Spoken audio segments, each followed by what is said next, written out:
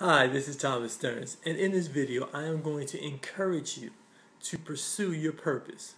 Now, God has a purpose for our lives, and on the road to our destiny is the path of purpose that we need to take to get there. Now, it takes a lot of work to move down this path of purpose. Sometimes you'll find yourself stretching, climbing, pulling, trying to get to the next level in God. Sometimes you'll get to the place where everything seems out of reach that God has promised you. But the truth of the matter is that God's desire for us to have God's promises, but God desires that not only that we have them, but that we get them not at the same level that we started out. Sometimes you feel like you're sowing, but you're not reaping. Sometimes you feel like that you're faithful, but you're lacking in finances. You're tithing, but not increasing. You're keeping yourself holy, but you're still alone. You're praying and praying and praying, and still no open doors. And just when you think that you can reach your purpose in life, the devil shows up. And not only does the devil show up, but he shows up with his enemies, or with your enemies. Lack could be an enemy. Finances could be an enemy. Just your health can be an enemy. And it gets between you and your purpose. Have you ever noticed that things seems like they get worse before they get better? Whenever you're in the middle of your battle, and that's what it is, it's a battle trying to get to the next level in God.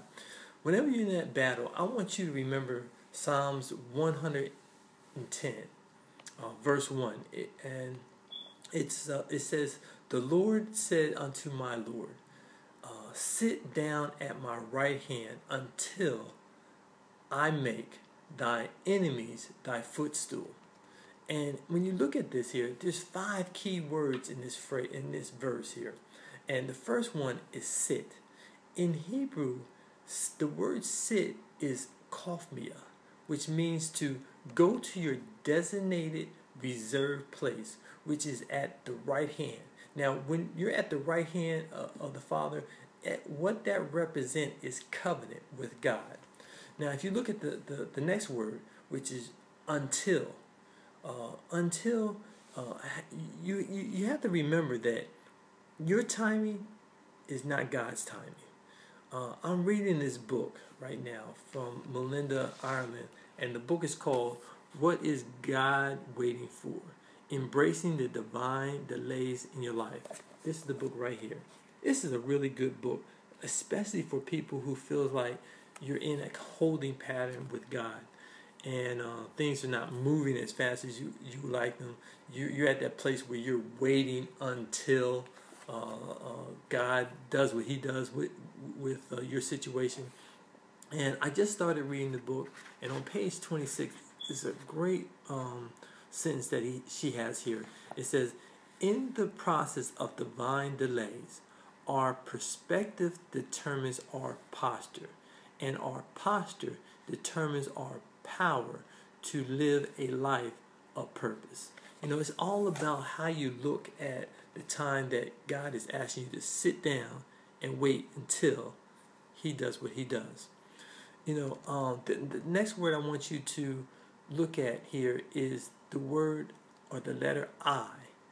It's not about you at this point. It's about God. When this letter I, or this word I, actually takes you out of the equation and puts God in the equation, and God is the one who's going to take care of everything. And then the word make. The word make means to prepare. Also means to set in order for use. We get the word transformation out of the word make as well. And transformation is a compound word. It has 2 words in it. It has trans and formation. Now, trans means move.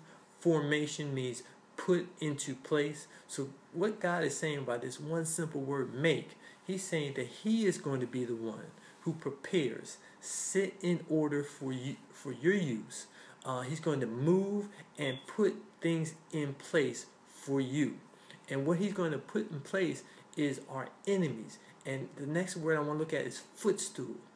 Footstool is a support used to elevate. Remember, I was telling you that God doesn't want us to get his promises at the same level that we started. So we have to have something that's going to, a mechanism that's going to allow us to get higher, to elevate. And what he uses is our enemies in order for us to get higher. You know, our enemies could be all kinds of different things. Some types of objects that are in between you and your purpose, stopping you from seeing over it, stopping you from getting through it, stopping you from going around it.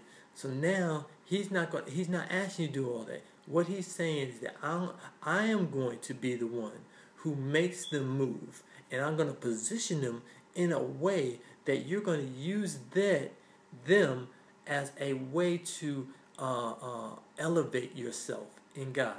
That is so good.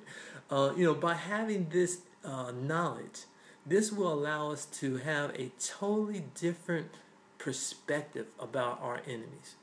I just like to close with saying that, enemies, you can't stop us.